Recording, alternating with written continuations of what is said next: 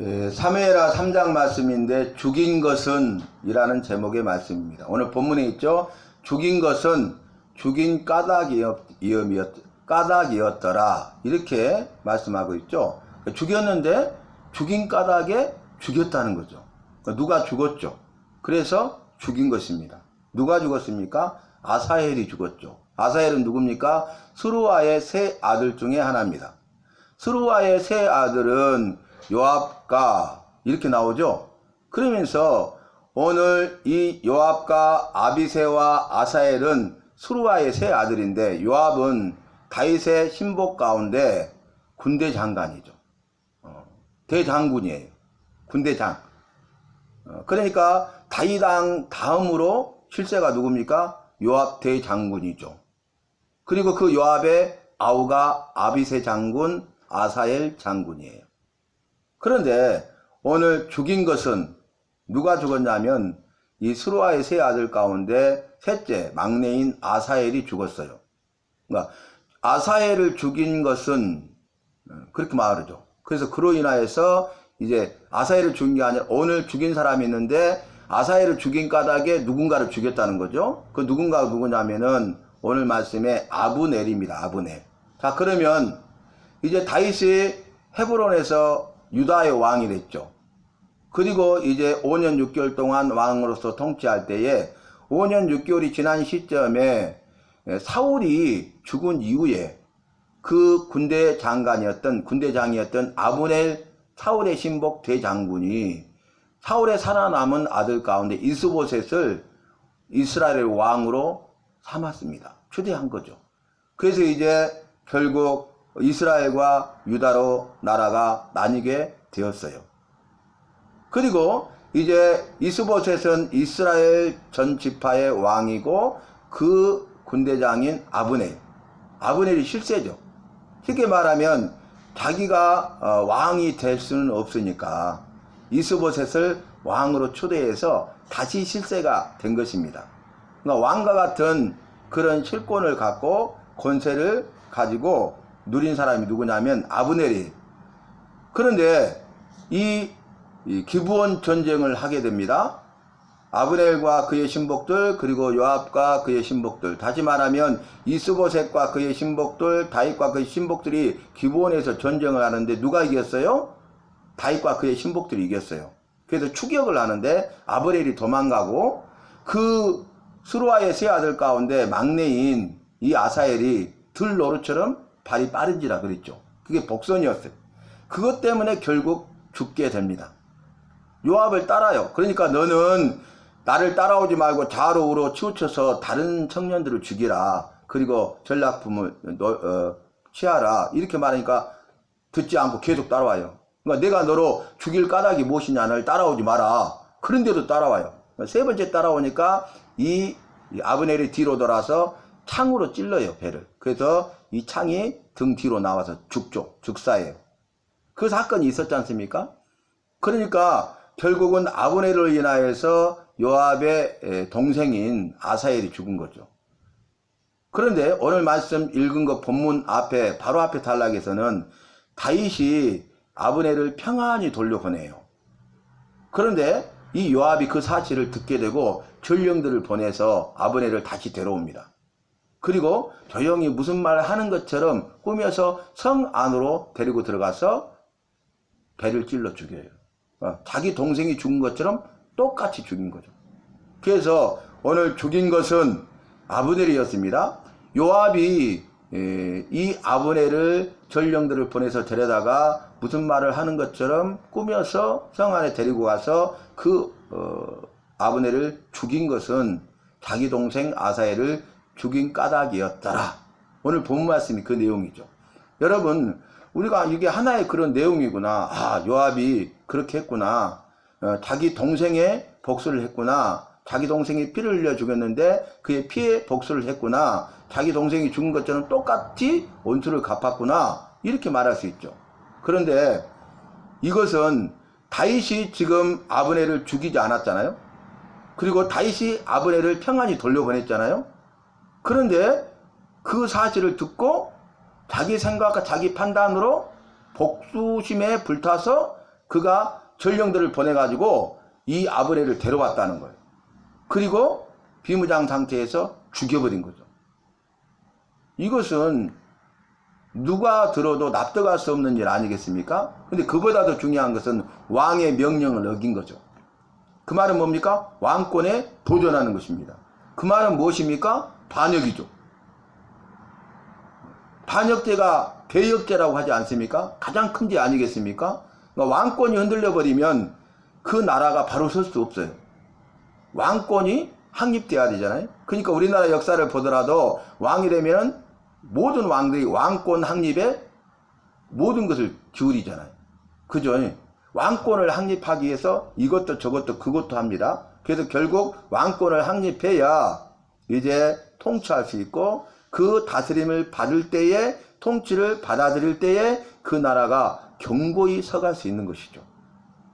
그래서 반역, 반란 이것은 대역죄라고 하지 않습니까?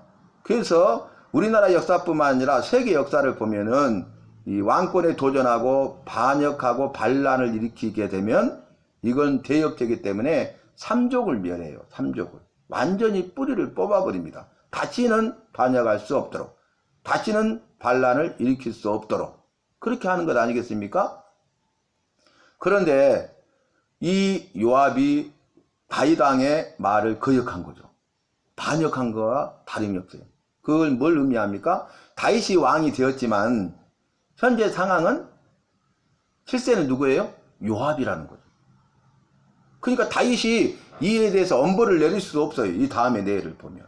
그래서 이제 이 소식을 듣게 된 다윗이 아브넬을 죽인 것은 나하고는 아무 상관이 없고 나는 무고하다. 죄가 없다. 이 죄를 요압과 그의 집에 그 피를 돌릴지어다. 이렇게 말해요. 그리고 아무 조치를 못 취해요. 왜냐하면 그만큼 요압의 세력이 강했기 때문에 그렇죠. 마치 이스라엘의 그 아브넬 군대 장관이 실세인 것처럼 이 유다에서는 요압 대장군이 실세였던 것이죠. 그래서 우리가 그 부분을 알아야 됩니다. 나중에 이제 그 7년 6개월이 될 때 온 이스라엘이 왕이 되고 다윗이 가는 곳마다 싸워 이기게 하시고 여호와의 은혜가 함께하고 그래서 강력한 나라를 이루고 하면서 뭐가 확립이 돼요? 다윗 왕의 왕권이 확립이 돼요. 이해되시죠? 그런 내용이 되겠습니다. 자, 그러면 요압이 한 일은 이것은 정말 해서는 안 될 악한 일입니다. 요압이 한 일은 다윗 왕의 명령을 거역한 반역죄, 대역죄라고 할 수 있습니다. 요압이 한 일은 무엇입니까? 정당화될 수 없고 합리화할 수 없는 것은 여호와의 명령을 거역한 대역죄예요. 여호와께서는 지금 다윗을 세워서 다윗과 함께하고 계십니다. 그죠? 그러니까 다윗 왕의 명령을 거역하는 것은 여호와의 명령을 거역하는 거예요. 그러니까 요압은 자신이 실수했기 때문에 다윗 왕을 두려워하는 기색이 전혀 없죠. 그리고 여호와를 두려워함이 없습니다. 나중에는 어떻게 되냐면은 결국 비참하게 죽게 됩니다.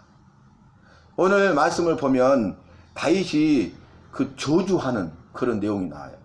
나는 이 일과 아무 상관이 없다. 나는 무고하다. 나는 무지하다. 그리고 이 죄는 요압과 그의 집안에 돌릴지어다. 돌아갈 것이다. 이렇게 말하는 거 볼 수 있어요. 그 다음에 두 번째 다윗이 찬 액션은 뭐냐면 그 다음 단락에 나오는데 이 아브넬의 죽었다는 소식을 듣고 다윗 왕이 애가를 지어서 불러요. 애가는 뭡니까? 슬픈 노래를 불러요. 이스라엘 사람들은 이렇게 생각할 수 있죠. 아니 다윗이 아브넬을 속였구나. 그래서 마치 하친을 청하니까 그래 아브넬 하친하자 하고 하친을 받아주고 네가 너를 죽이지 않겠다 약속한 대로 돌려보낸 것처럼 했지만은 결국 실제로는 요압을 보내서 데려다 주겠다. 그렇게 생각할 것 아니에요. 그리고 또 유다라 할지라도 유다 백성이라 할지라도 아니 다윗 왕이 이렇게 아브넬과 하친을 받아들이고 이렇게 하친하고 죽이지 않겠다고 약속을 지키는 것처럼 돌려보냈지만 결국 자기 수하에 있는 요압을 보내서 데려오게 하고 죽였구나. 이럴 수 있잖아요. 그렇지 않았잖아요, 지금. 그래서 다윗은 이 두 가지 행동을 통해서 이 다윗이 무죄하고 무고하다는 것, 그리고 자신은 약속을 지켰다는 것, 이 일은 요압이 행했다는 것, 그리고 이것은 여호와 앞에 해서는 안 될 큰 죄라는 것을 온 이스라엘에 지금 말하고 있는 것입니다. 그래서 여러분, 우리가 나중에 사실은 다 드러나잖아. 진실은 반드시 승리하잖아. 물론 맞죠.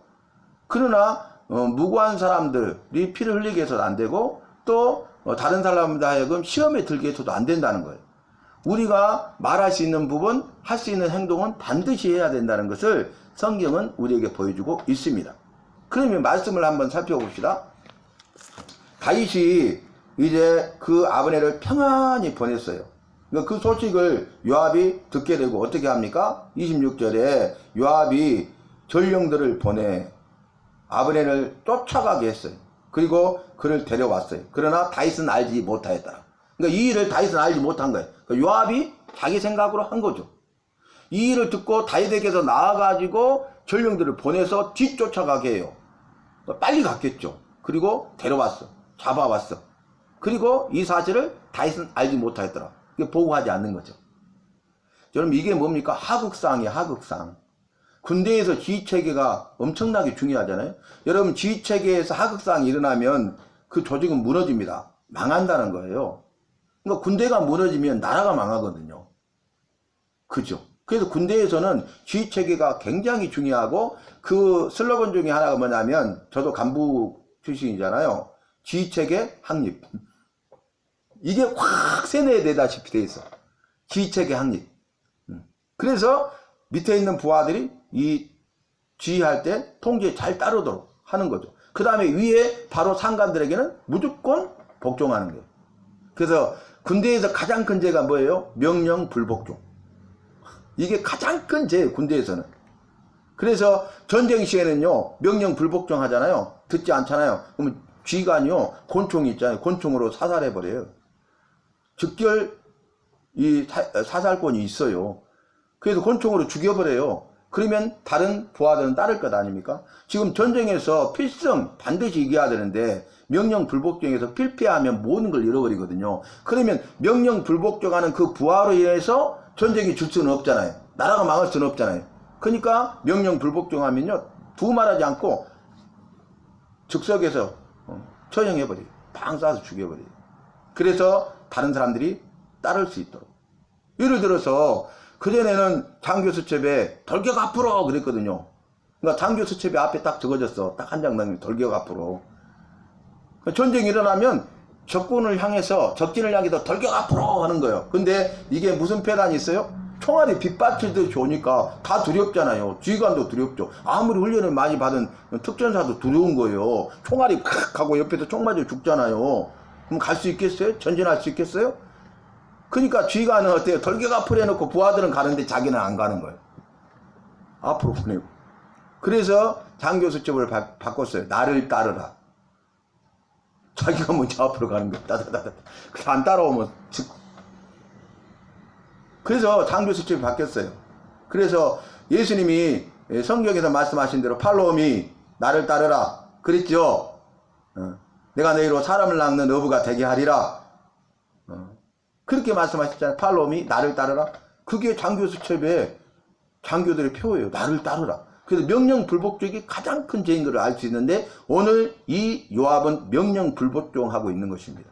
사사로운 오난을 갚기 위해서 명령 불복종하고 이런 악한 일을 꾸미고 무방비 상태에 있는 그를 안심하게 만든 다음에 기만하고 속여서 찔러 죽여버린 거예요.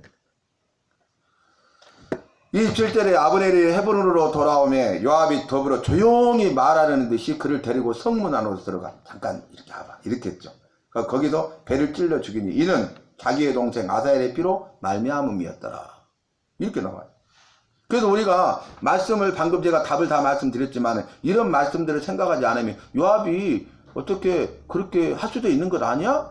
어떻게 보면 정당 방위와 같은 것 아니야? 요압이 죄가 없는 것 아니야? 이렇게 속아서는 안 된다는 거예요. 그 되어지는 현상만 보고 우리가 판단해서는 큰일 난다는 것이죠. 그 후에 다윗이 듣고 어떻게 합니까? 아브넬의 피에 대하여 나와 내 나라는 여호와 앞에 영원히 무죄하니 그 죄가 요압의 머리와 그의 아버지 온 집으로 돌아갈지어다. 그래서 저주가 임해요. 요압의 온 집에 백탁병자나 나병한 자나 지팡이를 의지하는 자나 칼에 죽는 자나 양식이 떨어진 자가 끊어지지 않을 것이다, 이렇게 말해요. 근데 그대로 돼요. 여러분, 여호와의 말씀과 명령에 불순종하잖아요. 그러면 이런 저주 가운데 있게 됩니다. 반드시 저주는요, 재앙이 임하고요, 반드시 저주는 질병이 따르는 것을 성경은 증거하고 있어요. 여러분, 죄로 인해서 다 아픈 건 아니지만, 아프다고 다 죄 때문에 아픈 건 아니지만, 보편적으로는 죄로 인해서 질병 가운데 있다는 것을 우리는 알 수 있어요. 그래서 죄로 인해서 재앙이 탁 임합니다. 죄로 인해서 질병이 임합니다. 그래서 그 사람을 치고요, 그 집을 치고요, 가족을 치고요, 이런 일들을 봐. 우리 주변에도 그런 부분 많이 보지 않습니까? 그래서 깨닫지 못하잖아. 경고 신호를 계속 보내요. 그러면 주변에 있는 우리는, 기도하는 우리는, 지금 계속 주님이 신호를 보내고 있는데 뭐 이렇게 하고 이제는 안 된대. 지금이라도 깨닫고 돌이켜야 되는데, 돌아져야 되는데, 그렇게 하면 안 되는데, 우리는 기도하면서 객관적으로 그걸 보이잖아요. 근데 본인만 모르는 거예요. 그럼 우리는 그 다음 순서를 아는 거죠. 그 부분들. 그죠? 그래서 이제 다 물질을 가져가고 또는 건강을 가져가고, 그럼 뭐 그래도 깨닫지 못하는 거예요. 끝까지 이 세상 쾌락에, 세상에 빠져가고 세상 것들만을 위해서 자기 욕심에 미혹을 받아서 그것만을 위해서 다 꽉 붙잡혀 있는 거예요. 그걸 놓지를 못하는 거예요. 그 부분들. 그럼 결국 부부 문제, 그 다음에 또 가정을 치시고 자녀들을 치죠. 그래가지고 내가 죽어감으로써 내 주변에 있는 모든 것이 다 죽어가고 있어. 이렇게. 그러면 여기서 깨달을 때 딱 멈추겠죠. 아까 말씀드린 대로. 그래서 내가 다시 살아나면요, 또 다 살아나요. 이렇게. 지금 그 일이 이루어지고 있다니까요. 그래서 어제 그런 총알을 보여주셨다니까. 지난주부터 일주일 동안. 가지고 통화했다니까, 아침에. 그게 놀라운 일이죠. 이런 부분들. 그래서 본인을 말씀을 통해서 자기가 진지 고백을 했어요. 내가 죽으니까 다 죽어간다고, 내가 살아나야 다 살아난다고. 그래갖고 그 기도 요구 가지고 기도했는데, 기도의 응답으로 주님 이렇게 하고 계셔요. 여러분, 오늘 아브넬이 죽었어요. 그건 뭡니까? 반드시 죽음이 있다는 거고 반드시 죽는다는 거예요. 비록 비참하게 피해 보복으로 죽었지만은, 그러나 죽는 것만 다양할 뿐 모든 사람은 죽는다는 거예요. 우리도 나도 죽는다는 것을 우리에게 보여주고 있습니다. 죽음이 있다는 거예요. 그러니까 죽음을 잘 준비해야 된다는 것을 알 수 있습니다. 죽음의 이기 가운데 나를 지키고 보호하시고 인도하시는 분은 바로 누굽니까? 여호와십니다. 왜 아브넬이 죽음의 이기 가운데 죽었습니까? 그가 여호와의 말씀과 명령을 거역했기 때문에 그래요. 여호와께서는 다윗을 왕으로 세울 것을 말씀하시고 그 명령하시고 기름을 부어서 왕으로 세웠고 하신 예언의 말씀을 이루셨고 다윗이 온 이스라엘 왕이 될 것을 말씀하셨어. 그런데 아브넬은 자기 욕심 때문에 여호와의 말씀과 명령을 거역하고 이 이스보셋을 허수아비로 왕으로 세워서 자기가 모든 걸 다 누렸다는 거예요. 여러분, 그래서 우리가 이것을 봐야 돼요. 그래서 결국 요압이 자기 동생의 복수를 갚기 위해서 죽였지만은, 그래서 요압은 정말 비참하게 죽었죠. 아니, 아브넬은. 그리고 아브넬이 억울하게 죽은 것처럼 보이지만 그건 아니라는 거예요. 여호와의 말씀과 명령에 불순종한 죄를 어때요? 요압이 그 아브넬에게 갚게 하신 거예요. 우리가 그걸 잘 알아야 돼요. 그래서 살고 죽는 문제는 여호와께 달려있다. 그래서 우리는 살아있는 동안 여호와의 말씀과 명령에 순종하는 삶을 살아야 된다는 거죠. 그래야 우리가 재앙이 임하지 않고 질병이 임하지 않고 저주의 결박을 끊어버리고 주님이 주시는 복을 누릴 수가 있는 거예요. 그런데 우리가 주님이 주시는 복을 누려야 되는데 여호와의 말씀과 명령에 대해서 순종하지 아니하고 불순종하게 되면은 결국 어떻게 됩니까? 나에게 저주가 임해요. 그래서 재앙이 일어나고요. 그리고 질병 가운데 있게 되는 것을 볼 수 있습니다. 이것이 성경 전체의 증거예요. 성경의 증거고 세상 역사의 확실한 증거입니다. 그래서 우리는 오늘 예배를 통해서 말씀을 통해서 여호와의 말씀과 명령에 순종하는 것이 얼마나 중요한 것인가. 군대에서만 명령 불복종이 가장 큰 죄가 아니라 믿는 우리에게도 여호와의 말씀과 명령에 불복종하고 불순종하는 것이 가장 무서운 죄임을 깨닫고 저와 여러분은 여호와의 말씀과 명령에 순종하는 훈련을 통해서 순종하는 삶을 살아가는 우리 모두가 되어서 내 안에 있는 모든 저주의 결박이 끊어지고 풀어지고 그래서 이제는 더 이상 재앙이 아니고 질병이 아니고 주님이 주시는 그 복을 받아들이는 주인공이 되시기를 예수 이름으로 축복합니다. 제가 이번 주 월요일 날 목사님들 그 노예 체육대회가 있어가지고 거기 가려고 딱 준비하고 있었어요. 가지고 바빠서 지금 다른 교회에 들려서 지금 그 목사님하고 같이 가야 되니까 준비해갖고 나가려고 하는데 카톡이 까똑 울린 거예요. 그 순간 그거 내가 바쁘니까 클릭을 안 할 상황인데 나도 모르게 클릭을 딱 했어. 누군지도 모르고 딱 카톡을 뜨니까 눌렀어. 그랬더니 파라과이 박현 사모님이 카톡을 보냈어. 근데 파라과이 우리 지구 반대편이라고 말씀드렸잖아요. 아프리카보다 더 멀잖아요. 근데 우리가 월요일 날은 거기가 주일이에요. 주일 11시 예배를 드릴 시간이야. 근데 카톡 내용이 뭐냐면 교회에서 예배 드리다가 64세 된 남자 성도가 갑자기 의식을 잃고 쓰러져서 의식을 못 찾는다는 거야. 목사님 기도해 주세요. 그래서 내가 기도를 했죠.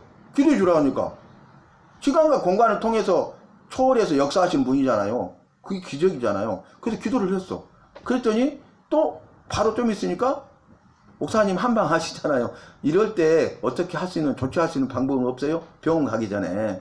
그래서 제가 거기에다 적었잖아요. 혈자리를 이러이러한 부분이 있는데 이런 경우가 많으니까 여기를 누르세요. 마사지 해주세요. 유튜브 찾아서 정확하게 찾아서 하세요. 그랬더니 그분이 의식이 돌아왔어. 근데 그분이 이제 병원에 갔는데 의식은 돌아왔는데 치료를 해도 누군지 알아보지를 못하는 거야. 깨어는 났는데. 그래서 또 기도해달라고 해서 기도를 또 했죠. 그랬더니 또 이럴 때는 어떻게 해야 되냐고. 그래서 이럴 때는 이제 알아보기 위해서 인지에 관한 혈자리들이 있는데 이 부분을 마사지를 계속 해주세요. 유튜브 찾아서. 그랬더니 좀 있으니까 그렇게 했더니 다 알아보고 좋아졌다고. 그래서 지금 퇴원한다고. 이랬단 말이에요. 죽음의 이기 가운데 있었잖아. 경각 가운데 있었잖아. 근데 주님이 정하신 소원이 안 찬 거죠. 답은.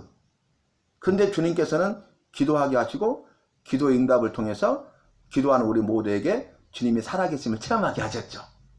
그리고 주님께서는 저에게 이렇게 훈련시켰던 그 기도의 응답으로 그 문제를 해결하시는데 한방 혈자리를 통해서 마사지라는 것을 통해서 바로 돌아오게 하셨죠. 그죠? 주님은 이렇게 일하신다는 거예요. 우리의 삶 속에, 나의 삶 속에서도 마찬가지. 여러분, 다윗이 그 양을 기르면서 악한 짐승으로부터 양을 지키기 위해서 물맷돌 연습했잖아. 그리고 수도 없이 쫓아냈잖아요. 하찮은 일이죠. 이거 정말 지겹다. 그럴 수 있잖아. 이러다가 내 인생 끝나는구나. 그럴 수 있잖아. 이게 무슨 소용이 있어. 막대기하고 돌멩이. 근데 그 정말 보잘것없어 보이지만은 그 맡은 일에 대해서 최선을 다하고 성실함의 열매를 맺으면서 그 일에 최선을 다하고 열심히 했을 때 거기에 전문가가 된 거죠. 훈련이 자기도 모르게 된 거죠. 그래서 골리앗과 싸움에서 물맷돌로 승리한 거예요. 나에게 있는 물맷돌은 뭡니까, 여러분? 그것이 보잘것없고 하찮은 것이랄지라도 주신 것에 대하여 지금 맡겨진 일에 대해서 여러분 감사하시고 그 일에 대해서 최선을 다하고 성실함의 열매를 맺으시기를 바랍니다. 그러면 그걸 통해서 나중에 때가 되면 주님이 귀하게 쓰셔요. 들어 쓰셔요. 그렇게 훈련되어져서 쓰임받는 저와 여러분이 되시기를 바랍니다.